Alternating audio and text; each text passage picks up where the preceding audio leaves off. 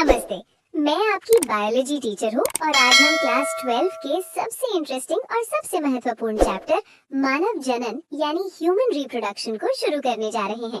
ये चैप्टर सिर्फ एग्जाम्स के लिए ही नहीं बल्कि लाइफ के असल लॉजिक को समझने के लिए भी बहुत जरूरी है।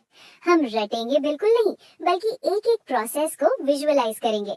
तो चलिए अपनी एनसीईआरटी बुक्स खोल लीजिए और तैयार हो जाइए इस रोमांचक सफर के लिए। सबसे पहले इस पहली स्लाइड को गौर से देखिए। ये इमेज हमें पूरे चैप्टर का एक बर्ड्स आई व्यू यानी पूरा ओवरव्यू दे रही है। यहाँ आप गर्भाशय के अंदर विकसित हो रहे एक सुंदर से शिशु यानी भ्रूण या फीटस को देख सकते हैं। लेकिन इस नन्हे जीवन के यहाँ तक पहुँचने के पीछे एक पूरी प्रोसेस है। अपनी स्क्रीन पर ऊपर की तरफ देखिए, यहाँ कुछ लेबल्स हैं।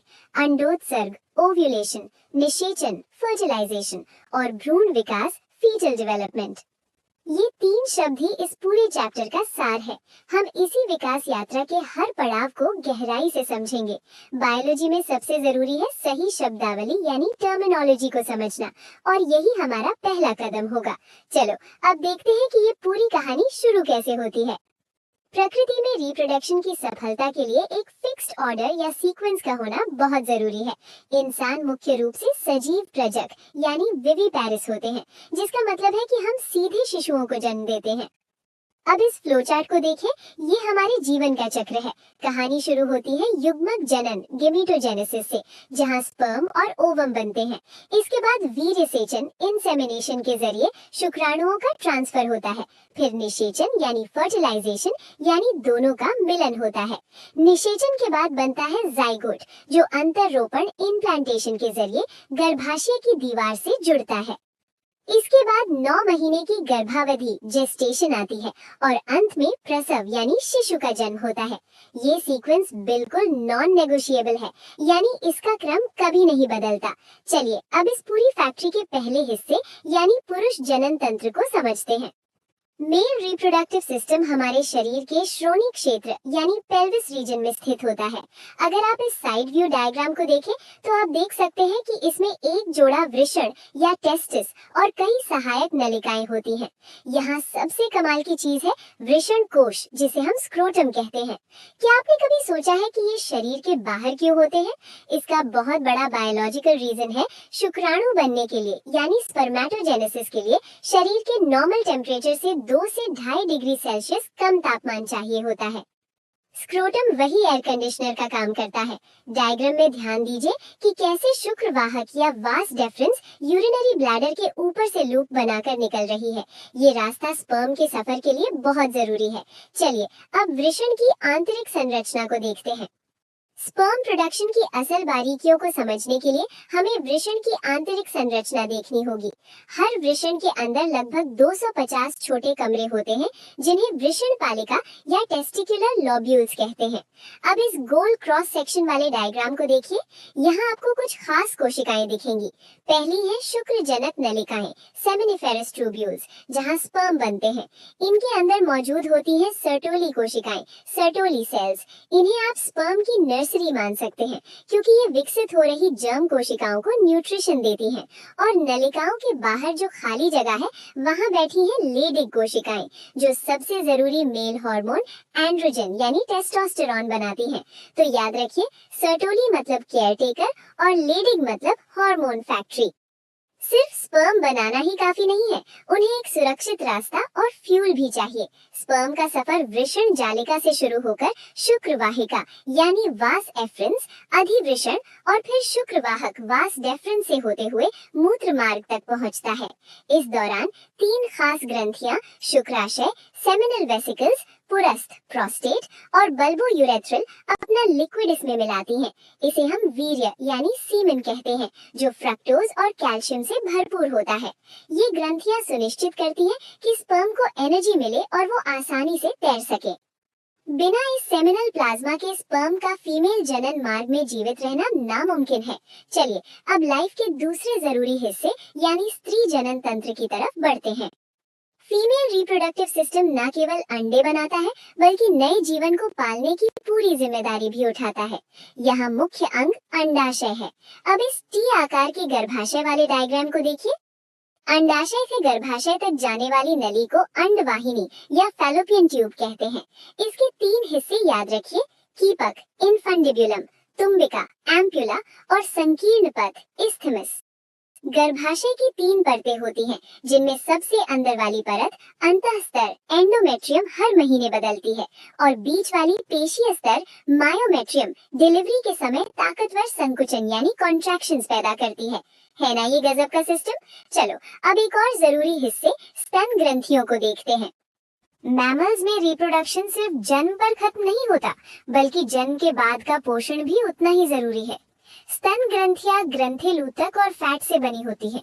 हर स्तन में 15-20 स्तन पालियां यानी मैमरी लोब्स होती हैं।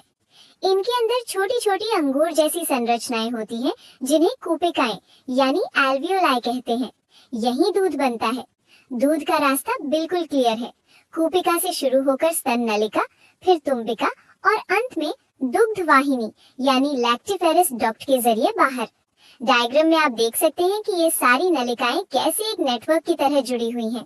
अब जरा इस नन्हे से मिशनरी को देखिए, शुक्राणु यानी स्पर्म। ये एक हाईली स्पेशलाइज्ड सेल है जिसका एक ही लक्ष्य है, अंडे तक पहुंचना। इसके शीर्ष यानी हेड में एक अग्रपिंडक एक्रोसोम होता है, जिसमें अंडे की दीवार को गलाने वाले एंजाइम होते हैं। इसका मध्य खंड मिडिल पीस सबसे इंटरेस्टिंग है, क्योंकि ये माइटोकॉन्ड्रिया से भरा होता है। सोचिए, स्पर्म को अपनी साइज के हिसाब से बहुत लंबी दूरी तय करनी पड़ती है और ये माइटोकॉन्ड्रिया इसके लिए पावर हाउस या इंजन की तरह काम करते हैं, जो इसे तैरने के लिए एनर्जी देते हैं और पीछे की पूंछ उसे गति प्रदान करती है। अंड जनन यानी अंडे बनने की प्रक्रिया स्पर्म बनने से काफी अलग और कॉम्प्लेक्स है। ये प्रोसेस तब शुरू हो जाती है जब एक लड़की अपनी माँ के गर्भ में ही होती है। अंडाशय के अंदर पुटक फॉलिकल्स का विकास होता है। इस डायग्राम में देखिए कैसे एक छोटा सा प्राथमिक पुटक विकसित होकर तृतीयक पुटक बनता है, जिसमें एक तरल से भरी गुहा यानी एंट्रम होती है। अंत में बनता है ग्राफियन पुटक, ग्राफियन फॉलिकल, जो फटकर अंडाणु को बाहर निकालता है। फटने के बाद जो हिस्सा बचता है उसे कॉर्पस ल्यूटियम कहते हैं, जो प्रेगनेंसी को संभालने वाले हार्मोन बनाता है। ये चक्र हर महीने महिला के शरीर को संभावित गर्भावस्था के लिए तैयार करता है। ये लगभग 28-29 दिनों का होता है। इस ग्राफ को बहुत ध्यान से देखिए, ये एग्जाम्स के लिए बहुत इंपॉर्टेंट है। यहाँ पिट्यूटरी हार्मोन LH, FSH और ओवेरियन हार्मोन्स एस्ट्रोजन, प्रोजेस्टेरोन के बीच एक तालमेल दिख रहा है। चक्र के बिल्कुल बीच में यानी 14वें दिन LH सर्ज होता है, जिसकी वजह से अंडोत्सर्ग यानी ओव्यूलेशन होता है। अगर अंडा फर्टिलाइज नहीं होता तो गर्भाशय की एंडोमेट्रियम परत गिर जाती है, जिसे हम रजोधर्म यानी मेंस्ट्रुएशन कहते हैं। अब वो लम्हा आता है जब 2 जीवन मिलते हैं, निषेचन। बच्चों ध्यान रखिए कि ये प्रोसेस फेलोपियन ट्यूब के तुम्बिका यानी एम्प्यूला क्षेत्र में होती है। डायग्राम में देखिए, एक बड़े से ओवम के चारों तरफ कई छोटे स्पर्म हैं, लेकिन सिर्फ एक ही जोना पेल्यूसिडा परत को भेद कर अंदर जा पाता है। जैसे ही एक स्पर्म अंदर जाता है, अंडा अपनी दीवार को ब्लॉक कर देता है ताकि दूसरा कोई अंदर ना आ सके। यहीं पर बच्चे का जेंडर भी तय हो जाता है। अगर X वाला स्पर्म आया तो लड़की यानी XX, और अगर Y वाला आया तो लड़का यानी XY। तो जेंडर के लिए साइंटिफिकली कौन जिम्मेदार हुआ? बिल्कुल सही, पिता के शुक्राणु। निषेचन के बाद एक सिंगल सेल वाला जाइगोट अब तेजी से डिवाइड होना शुरू करता है। इसे विदलन, क्लीवेज कहते हैं।